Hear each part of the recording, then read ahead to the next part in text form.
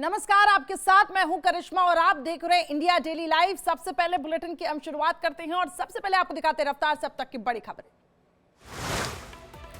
दिल्ली में कांग्रेस की press conference पर बीजेपी को घेरा गया। कहा, कांग्रेस के खाते किए गए फ्री चुनावी बॉन्ड से बीजेपी ने भरा अपना खजाना। सत्ताधारी अपना खतरनाक खेल खेल रही है। सोनिया गांधी ने भी बीजेपी पर हमला बोला। कहा, कांग्रेस को आर्थिक तौर पर कमजोर करना चाहते हैं मोदी। इलेक्टोरल बॉन्ड का कांग्रेस ही नहीं लोकतंत्र पर भी असर पड़ रहा है।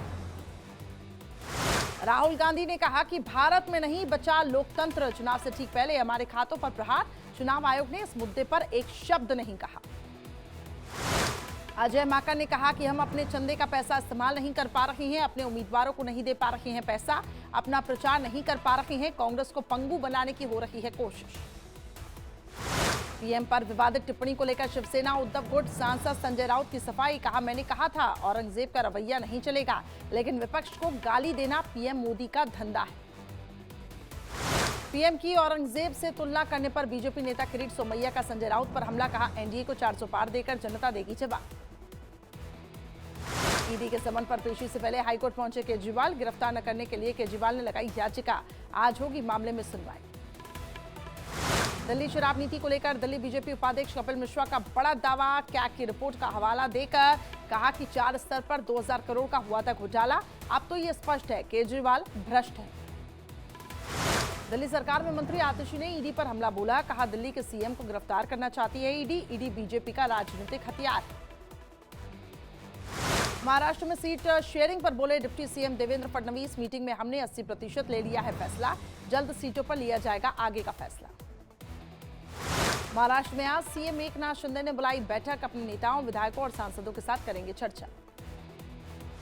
महाराष्ट्र में सीट शेयरिंग पर बोले संजय राउत। भिवंडी में कांग्रेस और एनसीपी शरद गुट पार्टी लड़ना चाहती है चुनाव। सीट शेयरिंग को लेकर पार्टियों के बीच चल रही है चर्चा।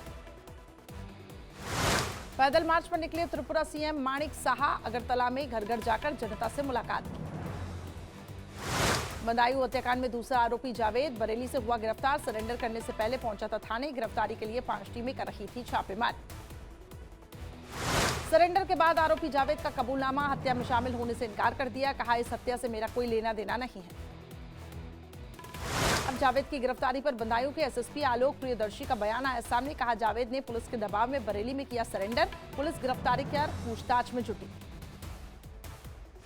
असम से गिरफ्तार आईएसआईएस आतंकी का अलीगढ़ कनेक्शन सामने आया। अलीगढ़ मॉड्यूल में व्हाट्सएप ग्रुप से जुड़ा था हासिम फारूकी। असम में आईएसआईएस के 2 नेताओं की गिरफ्तारी पर बोले सीएम हेमंता बिस्वा। प्रधानमंत्री मोदी के नेतृत्व में कट्टरपंथियों के खिलाफ जारी रखेंगे अपनी लड़ाई। देश की धरती से आतंकवाद खत्म करेंगे।